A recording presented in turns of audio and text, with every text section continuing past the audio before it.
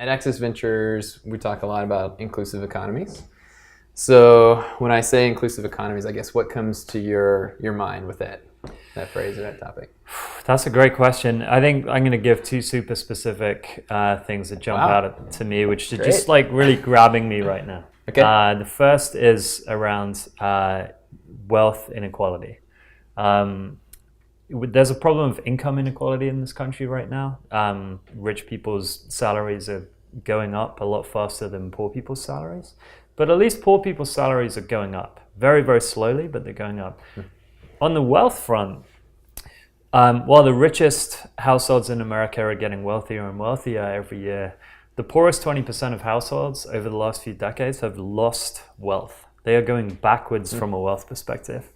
And I think that this trend is getting worse, and I think it has pretty alarming implications for our society and our economy.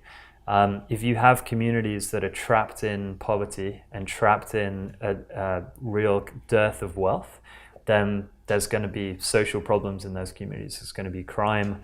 There's going to be poor health. I heard that depending on which zip code you're born in Oakland, there might be a 25-year difference in life expectancy between those two communities. And so for me, we are right now building an economy that is not inclusive. That is, the rich are getting richer, the poor are getting poorer. And I think that is a huge problem for our society right now. The second thing that jumped out to me was similar, but along racial lines. So at Kiva, I'm extremely proud of the fact that 30% of the loans we've made this year have gone to African American owned businesses.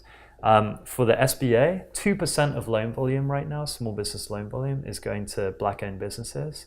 And I read a pretty concerning stat recently that less than 1% of VC funding is going to African American owned companies.